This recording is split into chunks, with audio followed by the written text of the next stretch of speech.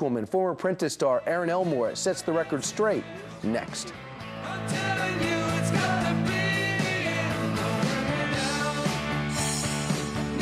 Not know Hillary's name if it weren't for Bill Clinton. You're right. And also, what about these feminists that pound their fist that Ivanka is bad for women? Their only answer for not liking her is really her father. So a man is going to define her. Feminists, that's what you're going to say? Again, hypocritical. And she has. He's talking about when there's smoke, there's fire. I'd actually like to say what they say in Texas.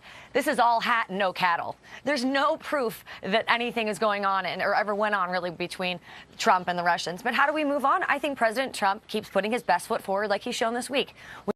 Is a sign of rudeness, immaturity, and lack of respect.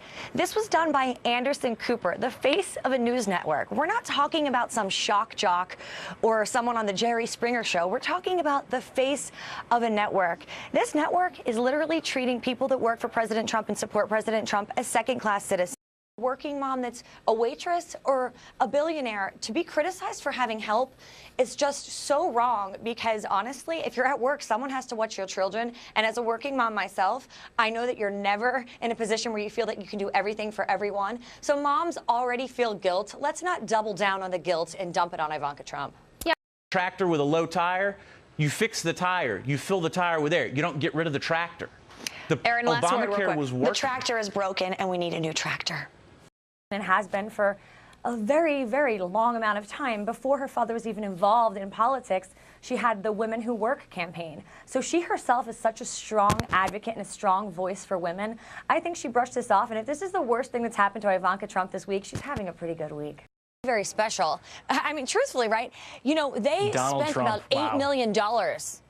They tried to spend $8 million to get Ossoff elected here. And guess what? That didn't even work. And now, as we know, Donald Trump uses Twitter to speak to the world. He now has everyone in America, let alone Georgia, hey, let's pay attention. Let's get out and vote. On June 20th, let's make a difference. And in Trump land and in the Republican land that we live in, where we rally our troops and make decisions and really execute on them, this could really happen. Sound or accurate. Have you seen The Man Show? Someone that's criticizing Newt Gingrich and Spanx shouldn't be having girls in slow motion jumping up and down on a trampoline for entertainment. So he's not exactly the voice of someone that I respect or appreciate, or isn't necessarily misogynist himself. So he's like really towing a slippery slope here.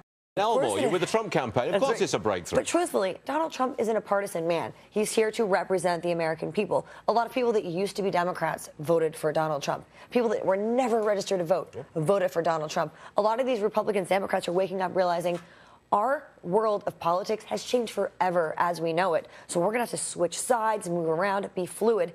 Brilliant for our country. Brilliant. It's a fair criticism. Maybe it is. No. No? I mean, we were talking about this a little bit before. Insane. Do you know what Alyssa Milano is worth? She's worth $45 million. She's not living in a shack by the beach. She's living in a $1.3 million house in Beverly Hills. Shame on her for being another limousine liberal. $1.3 million.